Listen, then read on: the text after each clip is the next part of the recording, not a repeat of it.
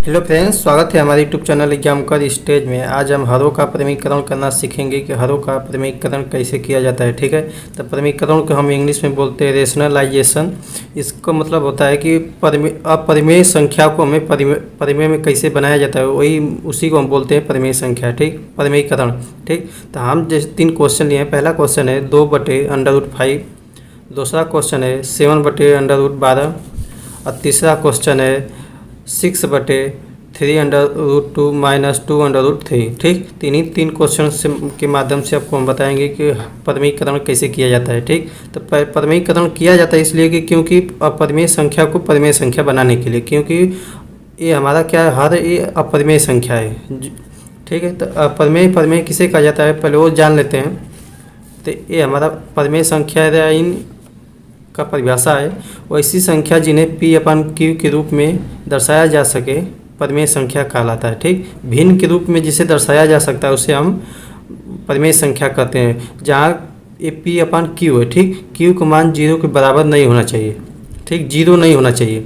जैसे एग्जाम्पल में 5/4 -1/6 2 सही 1/4 -5, ये क्या है आपके परिमेयीकरण संख्या है, रेशनलाइजेशन नंबर है। ठीक, अब दूसरा है अपरिमेय संख्या। अपरिमेय संख्या कैसे कहते हैं, इरेशनल नंबर वैसी संख्या जिन्हें P/Q के रूप में नहीं लिखा जा सके। ठीक, भिन्न के रूप में नहीं लिखा जा सके उसे अपरिमेय संख्या कहते हैं। जैसे √5, √7, 3√2, पाई का मान क्या है, सब ये आपका अपरिमेय संख्या है। ठीक, तो अपरिमेय संख्या को हमें परिमेय में बनाने के लिए क्या करते हैं, परिमेयीकरण किया जाता है। ठीक, चलिए हम पहले क्वेश्चन को अब सॉल्व करते हैं। तो पहला क्वेश्चन हमारा है 2/√5। ठीक, तो इसका हमें परिमेयीकरण करना है हर का। तो क्योंकि हर हमारा का है अपरिमेय संख्या है, तो इसको परिमेय बनाने के लिए क्या करेंगे, हम इसी संख्या को ऊपर नीचे गुणा कर देंगे। यानी √5 है तो √5 का नीचे गुणा कर देंगे, √5 का ऊपर, यानी अंश हर दोनों में गुणा कर देंगे। ठीक, चलिए गुणा करते हैं। जैसे 2 है तो 2/√5। ठीक, तो हर का बोला है, हर का परिमेयीकरण। तो हर का परिमेयीकरण का मतलब होता है उसी संख्या को ऊपर और नीचे गुणा कर देते हैं। तो जैसे अंश में भी सेम संख्या से यानी √5 गुणा कर देंगे और नीचे भी √5 से गुणा कर देंगे। इसके मान में कोई परिवर्तन नहीं होगा क्योंकि इससे एक कट जाएगा। ठीक, तो मान यही प्राप्त होगा, तो इसीलिए ऊपर नीचे सेम संख्या से गुणा किया जाता है। ठीक, तो आप क्या करेंगे, हम इसको हल करेंगे। तो जब संख्या एक रूट में एक मतलब बिना रूट से है तो इसको क्या करेंगे, 2 × √5 कर देंगे। और नीचे क्या होता है, जब संख्या रूट में होती है, जब दो संख्या आपस में, जैसे यहाँ देख लीजिए ये √5 × √5। ठीक, ये दोनों संख्या क्या है, समान है, तो इसको हम लिख सकते हैं √5 × 5। ठीक, जब दो संख्या अंदर रूट के अंदर पेयर बन जाता है तो क्या होता है, रूट से बाहर आ जाता है, यानी एक संख्या बन जाती है। ठीक, √, हट जाता है। तो इसको क्या करेंगे हम, ये 2 रूट है तो रूट में जब रूट का गुणा करेंगे तो रूट हट जाएगा और नीचे संख्या लिखी जाएगी, यानी वही जो संख्या होगा, यानी 5। ठीक, यानी इसको हम लिख सकते हैं 2/5/5, यही आपका आंसर है। ठीक, आप चलिए दूसरे क्वेश्चन को सॉल्व करते हैं। दूसरे क्वेश्चन में उसी तरह सॉल्व करेंगे जिस तरह ऊपर वाले क्वेश्चन को सॉल्व किए। तो पहले क्वेश्चन को हम लिख लेंगे 7/√12। तो हर का हमें परिमेयीकरण करना है। परिमेयीकरण का मतलब होता है उसी संख्या को अंश और हर में गुणा करना है, यानी अंश में गुणा कर देंगे √12 का, हर में भी √12 का। ठीक, ये 12 है बटे, ठीक है, 12 का गुणा कर दिए ऊपर अंश और हर में, तो इसके मान में कोई परिवर्तन नहीं होगा क्योंकि जो संख्या अंश हर में समान होती है वो क्या होती है, आपस में कट जाती है, तो बचेगी यही, मतलब कोई मान में उसके परिवर्तन नहीं हुआ ऊपर नीचे गुणा करने पर अंश और हर में। ठीक, तो अब इसका करेंगे, इसको क्या करेंगे, हल करेंगे। जब एक रूट में एक बिना रूट का है तो इसको क्या करेंगे, 7 × √12 कर देंगे। ये रूट में रूट का जब गुणा करते हैं तो रूट हट जाता है, जो रूट के अंदर संख्या होती है वही संख्या में प्राप्त हो जाती है। ठीक, जब 2 रूट हो और दोनों रूट की संख्या समान हो तो एक रूट की जो मान, यानी रूट की जो अंदर की संख्या होती है वो संख्या को लिख दिया जाता है रूट को हटाकर। ठीक, तब इसको लिख देंगे 7/12/12, यानी यही आपका आंसर है।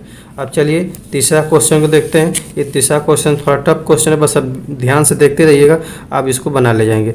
जब यहाँ तो अब सिंगल था, ठीक, जब यहाँ जैसे दो पद में, एक सिंगल पद में था तो आपको इसके ऊपर नीचे गुणा कर दिया। अगर डबल पद में होगा, यानी इस तरह का प्लस माइनस से संख्या दो पद होगा, तो इसमें क्या करता है, जैसे यहाँ प्लस है तो ऊपर नीचे गुणा करेंगे तो इसी संख्या से गुणा करेंगे, लेकिन चिन्ह चेंज कर देंगे। यानी यहाँ माइनस है तो प्लस कर देंगे, प्लस है तो माइनस कर देंगे। तो यहाँ माइनस है तो यहाँ प्लस लिख कर इसी संख्या को एक बार अंश में गुणा कर देंगे, एक बार हर में गुणा कर देंगे। ठीक, चलिए गुणा करते हैं। ये 6 लिख लिए, पहले सवाल को लिख लेते हैं।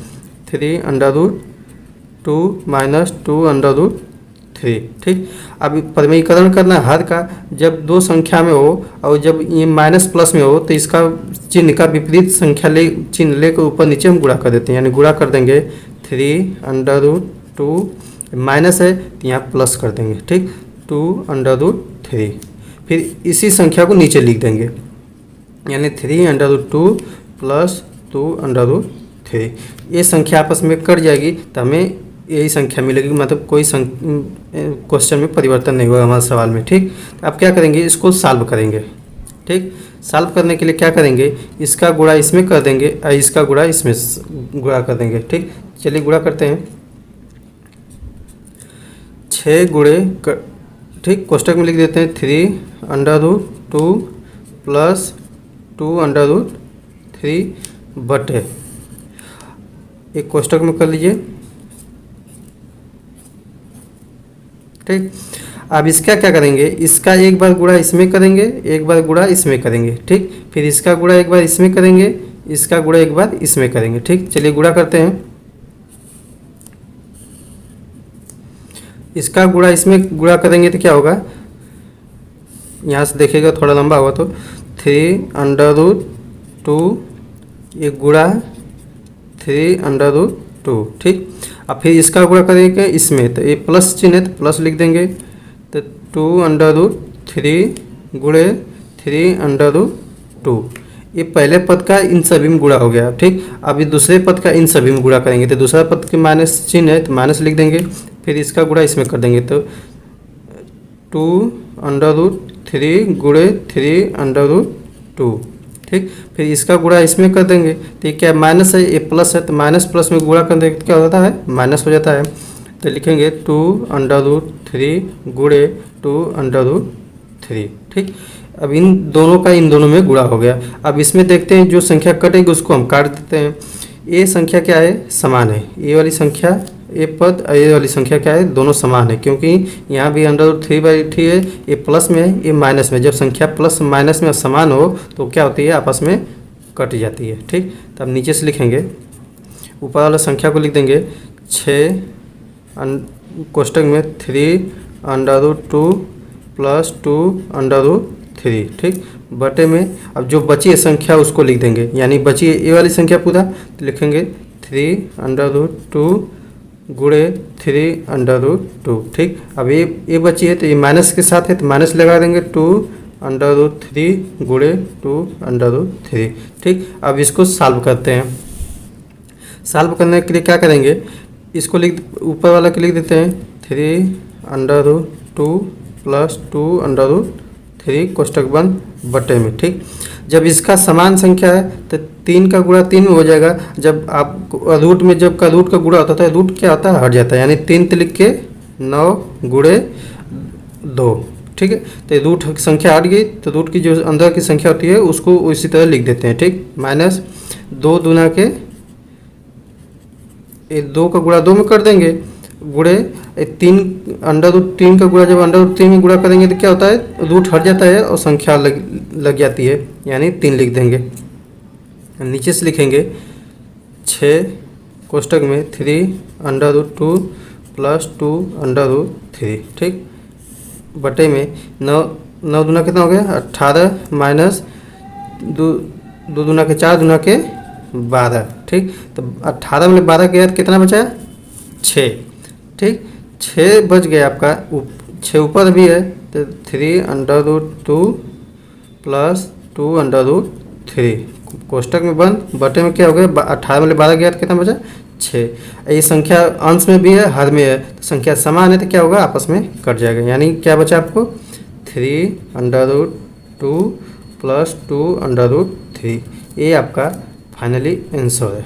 ठीक, इसको हम डायरेक्टली कर सकते थे, जैसे 3√2 ये आपका इसका आंसर है। इसको हम यहाँ इतना लंबा ना करके हम इसको क्या करते हैं, यहाँ पे इसका सीधे सीधे हम गुणा कर दिए होते। ठीक, एक बार इसका वर्क कर दिए होते, एक बार इसका वर्क कर दिए होते, तब भी हमारा मान इतना ही आता है। ठीक है, बस आपको समझाने के लिए हम इतना डिटेल से लिखे हैं। ठीक है, आई होप ये वीडियो आपको पसंद आई होगा तो लाइक करिएगा, शेयर कर दीजिएगा, चैनल पर नए हो तो चैनल को सब्सक्राइब कर लीजिएगा।